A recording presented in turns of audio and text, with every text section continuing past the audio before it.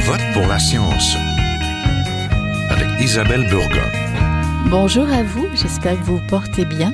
Au Québec, il est parfois difficile d'avoir accès à des soins de santé. Le virage numérique de la santé semble faire du surplace. Rappelons que certains professionnels communiquent toujours par fax. L'arrivée prochaine du dossier de santé numérique vise à transformer les pratiques cliniques axées sur la qualité des soins et des services selon le gouvernement. Le 9 mai prochain, il sera tout d'abord implanté au CIUS du nord de l'île de Montréal et au CIUS de la Mauricie du centre du Québec.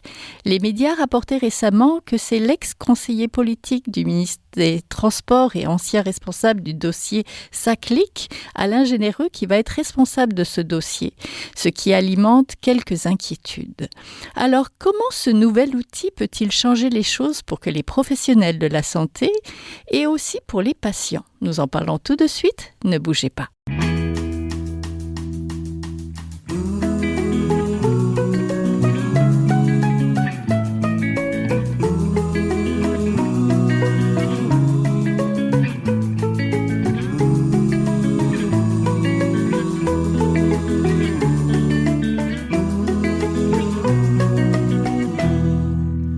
À Je vote pour la science. Aujourd'hui, nous nous intéressons au dossier de santé numérique, l'outil de saisie de données et de consultation en ligne du dossier clinique des usagers utilisé par les professionnels. Pour en parler, je suis en compagnie de Philippe Jouvet, pédiatre intensiviste au CHU Sainte-Justine et professeur de pédiatrie à l'Université de Montréal. Bonjour. Bonjour Isabelle. Je suis aussi en compagnie de Myriam Lavoie-Maure, professeure adjointe à l'École de communication sociale de l'Université Saint-Paul. Bonjour. Bonjour à vous. Et de Benoît Eppel, médecin de l'Estrie. Bonjour. Bonjour. Avec la pandémie, la nécessité de se faire vacciner, nous avons vu l'implantation des rendez-vous en ligne et des suivis médicaux avec le Carnet Santé Québec. Le 9 mai prochain, c'est au tour du dossier de santé numérique, le grand chantier du plan santé du ministère de la Santé et des Services sociaux d'être lancé au sein de 2 premiers CIUS. Alors, Docteur Eppel, comment fonctionne ce logiciel d'Epic System? Est-ce que c'est avant tout pour centraliser les informations médicales, pour peut-être faciliter le partage de données en santé?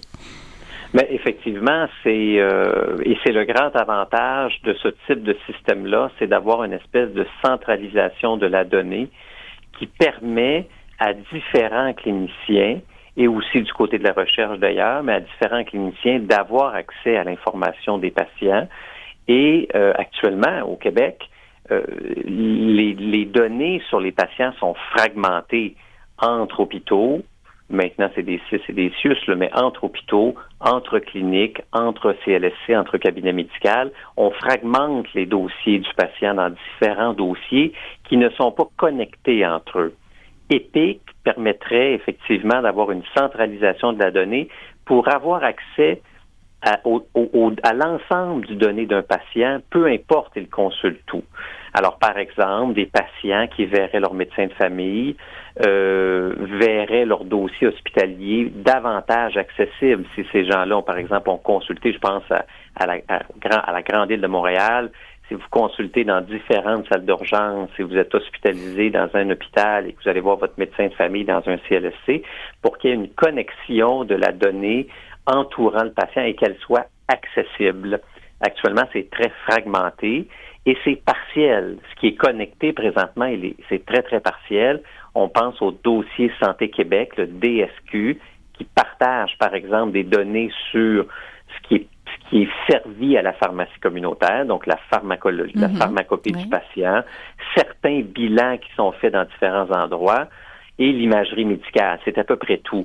On n'a pas accès, par exemple, aux notes médicales, à la consultation à l'urgence, à un résumé d'hospitalisation. Et ça, c'est très, très utile lorsqu'on voit des patients. Évidemment, c'est plus sécuritaire d'avoir l'ensemble des données et ça évite aussi la duplication, de refaire des bilans sachant pas ce qui a été fait ailleurs ou sachant pas le raisonnement qui a été fait par un autre médecin ailleurs pour essayer ou pas tel médicament, par exemple. Alors, actuellement, c'est fragmenté. Ça permettrait de réunir l'ensemble de l'information patient et de la rendre accessible. Ce ce qui serait extrêmement utile. Oui, du côté de la mise en place de ce système numérique, peut-être, professeur Lavoie-Mort, pourquoi ça semble difficile de mettre en place un système centralisé? Est-ce que c'est parce que ça coûte cher? En effet, ça coûte extrêmement cher, mais c'est aussi extrêmement complexe. Le système de santé du Québec, il est pas seulement gros, mais il contient aussi plusieurs dimensions, c'est-à-dire que il y a les hôpitaux, mais il y a aussi les CLSC, il y a les centres jeunesse, tout ce système qui est à la fois du côté de la prévention et du côté de la guérison, apporte une complexité là, qui se voit pas, par exemple, aux États-Unis, où un système a été créé pour les systèmes hospitaliers. Epic System a aussi été implanté en Angleterre, où ils ont aussi un système public qui s'apparente à celui du Québec et au Danemark. Et dans ces deux endroits-là, ce qu'on a vu, c'est que c'est un système qui était très complexe, qui a été très coûteux à implanter, qui a demandé beaucoup d'apprentissage, mais qui a aussi demandé par la suite beaucoup d'adaptation de la part des personnes avec qui ils travaillaient. Donc, ce qu'on a pu observer dans ces systèmes-là, c'est que ça a pris 2 ans avant que le niveau de performance, d'efficacité du travail sur le terrain retrouve ses niveaux normaux. Donc, ça n'a pas, de ce qu'on a pu voir, là, on voit pas nécessairement des effets d'augmentation de l'efficacité, mais pendant une certaine période, ça ralentit l'efficacité. Donc, ça vient imposer des nouvelles barrières dans le fonctionnement au travail. Oui, docteur Jouvet, je vous vois hocher la tête. C'est quoi les défis et les embûches d'un tel système? Est-ce que c'est ça va prendre du temps? Là, on parle d'implanter dans 2 CIUS au mois de mai, mais ça va prendre du temps pour justement, répandre un petit peu ce système et qu'il se parle. C'est ça le gros défi, j'ai l'impression. Ouais, c'est ça, l'informatisation d'un dossier, c'est on change les processus. Okay. La chose qu'on avait l'habitude de faire sur un certain mode, la première, on la voit, c'est que la donnée étant disponible partout, on n'a plus besoin d'aller voir le dossier au lit du patient. Donc au lit du patient, il y a plein de soignants qui viennent, ils discutent un peu entre eux. Bon, il faut aussi respecter les règles d'hygiène et tout, donc ça peut créer aussi des effets indésirables. Mais donc on va pouvoir aller le regarder ailleurs, dans son bureau. Donc ça diminue un peu les communications à ce niveau-là. Donc il faut revoir comment est-ce qu'on échange. Donc ça c'est un des processus, mais il y en a beaucoup qui sont modifiés. Ne serait-ce que le processus du médicament. Il faut le prescrire sur l'informatique. Ensuite, la pharmacie le saisit, le ramène. Comment on réorganise ça? Donc, c'est une réorganisation du travail. Et la réorganisation du travail, on le sait tous, quel que soit notre métier, ça prend de la formation, du temps, de la formation. Alors, la première étape, c'est la phase de configuration. Donc, c'est celle qui est en train de se dérouler, qui pratiquement fini pour les 2 SUS-tests, mais qui va se continuer. La configuration de l'outil EPIC est quelque chose qui est dynamique et qui va se poursuivre dans le temps sur les décennies qui viennent. Donc on va commencer avec un certain outil, puis on va le bonifier. Par analogie, donc le dossier que j'avais implanté dans le service, on a eu 2 ans à Sainte-Justine. Donc on a eu 2 ans de configuration de l'outil. Puis ensuite, on a fait une formation. Cette formation, elle s'est étalée sur 3-4 mois. Et au moment où on a implanté l'outil, on a réduit un tout petit peu, on a réduit un peu notre activité pour être sûr que l'ensemble de la prise en charge que l'on faisait était correcte. Puis ensuite, on a pu la réaugmenter. Qu'est-ce que ça change pour des soins pédiatriques? Est-ce que ça change quelque chose? Que ça soit des soins pédiatriques ou adultes, ça ça change la façon de travailler. J'avais eu des réflexions d'infirmière, mais si je ne mets plus de notes, qu'est-ce que je vais faire? Donc il va falloir taper par l'ordinateur. J'avais discuté avec un médecin, parce qu'au début, nous, on était informatisés, puis pas le reste de l'hôpital, donc il fallait qu'on imprime les notes. Alors j'avais un médecin qui me dit, comment vous me demandez de taper sur l'informatique, puis ensuite il faut que je l'imprime pour que le patient sorte avec. Donc il y a plein de défis comme ça, mais quand c'est un service, c'est un petit îlot. Là, on parle de tout le système de santé, donc il faut y aller progressivement. Puis en effet, il est probable que ça diminue les performances en termes pas de qualité de soins, en termes de quantité de soins. Et la qualité, c'est ce qu'on va toujours chercher à maintenir. Et donc, c'est sûr qu'il ne faut pas avoir un système trop en tension, parce que si on réduit l'offre de soins, ça devient difficile.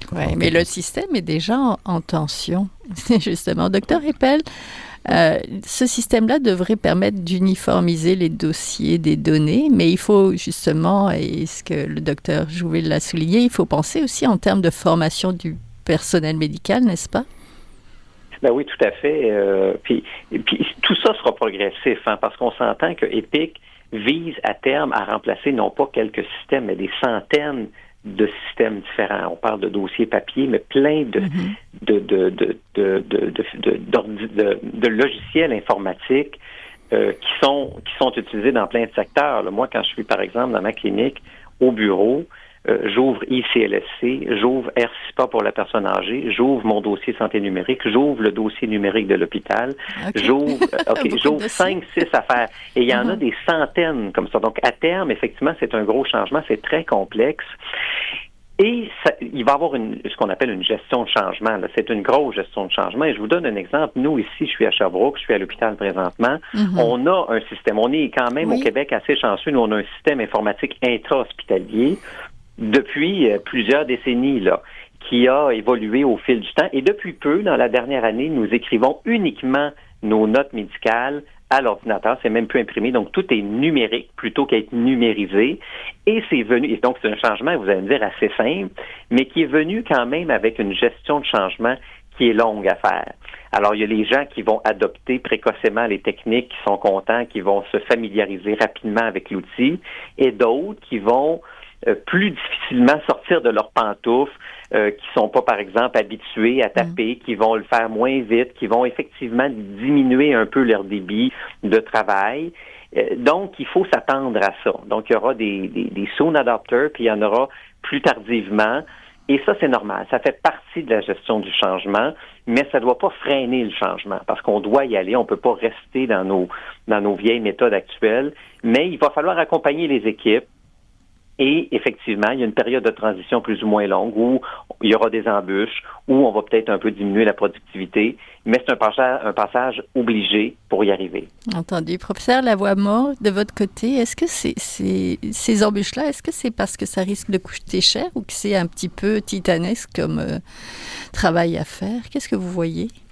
En fait, ici, je crois qu'en effet que ça risque d'être titanesque dans la mesure où ça risque d'être beaucoup de changements ou de plus là, on peut souvent on a tendance à imaginer que la numérisation ça vient nécessairement avec une accélération des flux de travail, avec une meilleure efficacité.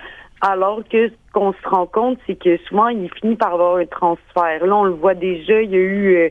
on peut penser, par exemple, un exemple très simple, là, par exemple, le courriel. On donne l'impression que le courriel permet par rapport à la poste, d'accélérer le travail, mais finalement, ça finit par augmenter la charge des échanges parce que plus on peut avoir d'échanges, plus on en a. Un des problèmes que moi je vois dans Epic Systems qui était envisageable et qui semble se manifester, c'est qu'on a un modèle qui vient des États-Unis, qui a été réfléchi dans un contexte très, très centralisé, une administration privée, où il y a une longue chaîne de surveillance, où les soignants sont pas nécessairement aussi autonomes, puis les équipes sont pas... de professionnels sont pas nécessairement réfléchis selon la même philosophie du travail qu'elle est au Québec et qui peut augmenter et qui peut augmenter la bureaucratie. Puis là, c'est sans parler aussi des autres enjeux là, par rapport à la question de la prévention qui pourrait émerger. Mais ça, c'est un des enjeux qui est à surveiller, mais qui est aussi très, très prévisible. Oui. Docteur Jouvet, vous êtes un spécialiste des systèmes d'aide à la décision clinique, notamment par l'IA. En 2013, vous avez implanté en pédiatrie le système de documentation et d'aide à la décision clinique lié à la réanimation et l'anesthésie, l'ICCA de Philips. J'aimerais que vous nous parliez justement un petit peu de ce système-là et peut-être comment ça a été implanté chez vous. Qu'est-ce que vous avez remarqué? Et est-ce que ça peut justement nous apprendre des choses sur le gros système qui va être implanté ici? Oui, alors c'était un dossier santé numérique pour les soins intensifs pédiatriques et donc qu'on a implanté dans le service. Donc, comme je vous l'ai dit, la première chose, c'était de choisir le dossier. Donc, j'ai fait un peu le tour des différents dossiers qui existaient dans les unités de soins intensifs pédiatriques à travers le monde. Notamment, j'étais en Suisse, aux États-Unis, puis en France. Et celui qui ressortait, c'était celui-là, vous appelez ICCA, donc qui est fabriqué par une compagnie qui est Philips Medical, pardon. Qui est français. La compagnie est implantée en France, mais elle est d'origine US au départ. Ah, ok, donc c'est comme le nôtre, finalement, ça vient des États-Unis, c'est ça? C'est ça, voilà. Mais tous ces dossiers, ils sont configurables, c'est-à-dire ils arrivent avec une page à peu près blanche, il y a quand même quelques règles qui sont insérées dedans. La plus importante à regarder, c'est le prescripteur, parce que c'est le noyau central du dossier. C'est à partir de là où on dispatche l'ensemble des tâches pour tous les soignants. Donc, ce prescripteur était très performant pour le Philips Medical et il l'est encore actuellement. Et donc après, on le configure pour faire coller les processus du service avec l'outil. Dans la partie Epic, ce qui est pas mal non plus, c'est qu'il y a des systèmes d'aide qui vont détecter des risques d'infection, des risques de pression ou différentes choses qui sont des outils qui vont être additionnés dedans. Mais c'est sûr qu'il faut se familiariser avec l'outil et ça prend du temps. Oui, c'est surtout ça finalement qui prend ce temps-là. Docteur Eppel, le Québec est-il en retard si on se compare à ce qui se fait ailleurs? J'ai entendu justement des initiatives en France, en Europe. On pense au Danemark ou à l'Estonie. L'Estonie, est-ce qu'on devrait s'inspirer de l'Estonie, imiter l'Estonie? En fait, l'Estonie, on parle du Danemark, mais effectivement, l'Estonie, je pense, est encore plus avancée, où presque plus de 99% des données sont informatisées. La différence de ces pays avec nous, c'est qu'ils ont au long cours, depuis au moins les années 90, des politiques structurelles pour aller faire ce genre de système informatique-là, ce qu'au Québec, on a tardé à faire. Alors, ils ont pris un pas d'avance, entre autres, sur leur politique pérenne dans le temps qui leur ont permis d'arriver là en termes de données sur la confidentialité, etc. Si on se compare à ce qui se fait ailleurs au Canada, le Québec est clairement pas en avance. D'autres provinces, dont l'Alberta d'ailleurs, qui a adopté EPIC, ont pris les devants bien avant nous. Donc les Nord-Américains les Canadiens sont en général en retard, mais le Québec particulièrement, si on se compare à ce qui se fait ailleurs au Canada, et donc, mais c'est rattrapable. Mais évidemment, plus on attend, plus les différents systèmes parallèles se sont complexifiés, se sont enracinés, et ça devient d'autant plus difficile de les supplanter par un système unique. Alors, plus on va attendre, plus ça sera difficile. Donc, il faut le faire. Et il faut le faire aussi décentraliser des hôpitaux. Alors, EPIC, c'était beaucoup ça initialement. On veut pas seulement avoir une bonne communication à l'intérieur des services d'un hôpital, mais on veut rejoindre les cliniques, les CLSC, les soins à domicile, on les oublie, la communication entre les régions, entre les établissements, vers les centres de réadaptation, par exemple. Et c'est là le nerf de la guerre, c'est qu'on veut pas seulement que le 3e et le 4e étage se parlent dans un hôpital. On veut que ce soit décentralisé sur l'ensemble des soins que pourrait recevoir un usager. Entendu. C'est un projet ambitieux. On a aussi un autre projet ambitieux dans le système de santé qui est la stratégie nationale de la prévention en santé 2025-2035 qui veut faire de la prévention un projet de société. Professeur Lavoie-Meaux, quelle est la place de la prévention et des services sociaux dans cette numérisation de la santé? Puis est-ce qu'on risque pas peut-être de perdre de vue un petit peu l'humain, le côté humain de la chose? Oui, ben en fait, de ce qu'on a pu de ce qu'on a pu savoir, ce qui a émergé de l'implantation actuelle, c'est que tout ce qui relève des services de prévention, donc de première ligne, mais aussi de tous les systèmes qui se situent, disons, à l'extérieur des pôles que constituent les hôpitaux, dans les CIS et les CIUS, comme les centres jeunesse, par exemple, ou les CHSLD. Dans ces services-là, il semble que ce soit là où le système a le plus de difficultés à s'implanter, où finalement le système qui est déployé par EPIC est moins adapté à ce type de service-là. Puis en fait, on dit qu'en philosophie de la technique, il n'y a rien de plus neutre en apparence que la technique. Mm-hmm. Puis c'est un des enjeux en fait qu'on peut observer, c'est que là on importe une technologie qui a été conceptualisée, réfléchie sur le modèle américain, hospitalier, privatisé des États-Unis, qu'on essaye d'intégrer au Québec. Puis là, il y a des accrochages. À terme, ça veut pas dire que c'est pas réglable, qu'il y a pas moyen d'outrepasser ces difficultés, mais le problème, c'est que la particularité des services qui sont offerts dans ce type d'institution-là est très, très différente de ce qui va être offert, par exemple, dans un hôpital où on est axé sur un patient qui rentre, qui sort, qu'on peut suivre avec une maladie qu'on espère le plus précise possible, même si on sait qu'aujourd'hui c'est plus complexe que ça. Mais dans ces services-là, souvent les problèmes sont, disons, prennent une autre forme, sont souvent plus complexes, sont sociaux, disons. Puis là, il semblerait le fait que les systèmes soient pas adaptés, le risque, c'est que on vienne à croire que ces services-là eux-mêmes, finalement, ne fonctionnent pas. Puis ça va être un des risques, une des choses qui va être à surveiller, à prendre en compte, c'est le fait de est-ce que l'outil s'adapte au service ou est-ce qu'on vient à penser que le service est inadapté à l'outil lui-même. Puis ça, c'est un jeu qui peut être dangereux où on vient à croire que le service fonctionne mal, mais finalement, c'est l'outil qui est inadapté au service lui-même. Oui. Docteur Jouvet, est-ce que l'outil est en fait, est-ce que l'outil vient en premier de ce dossier de santé numérique, la technologie vient en premier, ou est-ce que c'est l'humain? Qui doit s'adapter à qui? Si on parle de soins intensifs pédiatriques, on est très technologique. Là.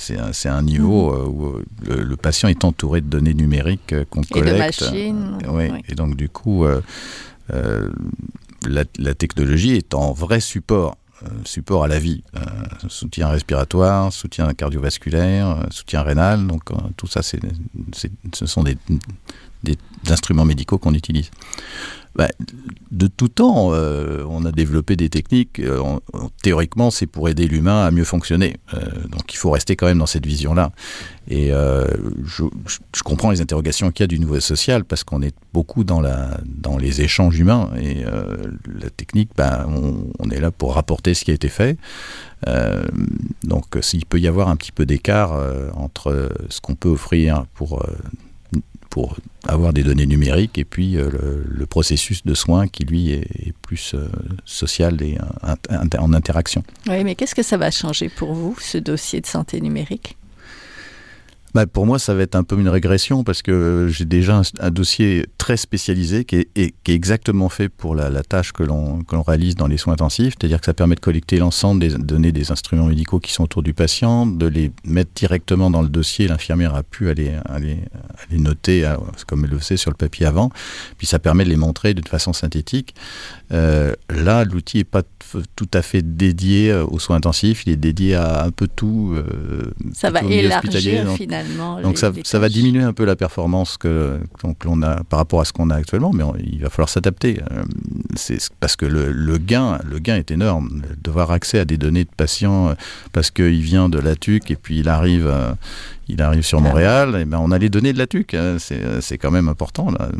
On échange aussi par téléphone avec les soignants, mais il y a d'autres choses qui sont transférées, qui peuvent être transférées même avant que le patient arrive. Donc on peut adapter la prise en charge. Donc quand on est dans un système de soins aigus, c'est tout bénéfice. Mais il y a cette phase d'adaptation. Et puis il y a cette tendance aussi que l'on a eue, c'est ce qui nous est arrivé aussi avec le dossier ICCA, c'est qu'on cherche à répondre à toutes les normes. Donc les normes infirmières, les normes de soins, et ce qu'on ne fait pas forcément en pratique courante. Et ça, donc on va enrichir le dossier informatisé de tas de cases à remplir pour pouvoir répondre à ces normes. Est-ce qu'il faut répondre aux normes ? La logique veut que oui, et tous les ordres professionnels vont dans cet axe-là. Et donc, quand on a fait une étude avant et après l'implantation du dossier informatisé, en chronométrant toutes les tâches que faisaient les infirmières, les préposés, et on a documenté que le temps passé à la documentation par l'infirmière était le même avant qu'après. Malgré le fait que toutes les données des instruments médicaux arrivaient dans le dossier et qu'elles avaient pu aller recopier. Par contre, ce qu'on a montré, c'est que la variabilité entre infirmières diminuait. C'est-à-dire que ça permet vraiment de standardiser les choses et tout le monde fait à peu près la même chose, au bout du compte. Donc voilà. Donc on en ressort gagnant, c'est ça ? C'est ma vision. Entendu. Donc, merci beaucoup. On était en compagnie du Dr Philippe Jouvet, pédiatre intensiviste au CHU Sainte-Justine et professeur de pédiatrie à l'Université de Montréal, de Myriam Lavoie-Meaux, qui est professeure adjointe à l'École de communication sociale de l'Université Saint-Paul, et de Benoît Eppel, le médecin de l'Estrie, qu'on avait déjà invité. On mettra le lien de l'autre émission aussi, si ça vous intéresse. Merci à tous les trois. Bonne journée. Merci beaucoup, Isabelle. Merci. Au revoir. Voilà, c'est tout pour aujourd'hui. Je vote pour la science est une production de Science Presse avec Radio VM. À la régie, Daniel Fortin. À la recherche cette semaine, Fanny Robarcher. La réalisation et le micro, comme toujours, Isabelle Burguin. Si vous avez aimé l'émission, partagez-la. Vous pouvez aussi suivre la page de Je vote pour la science sur le site de Science Presse. Je vous souhaite à tous et à toutes de passer une très très belle semaine à notre antenne. Jin Jiahua est un chercheur typique de ceux pour qui les progrès de la bioinformatique ont préséance.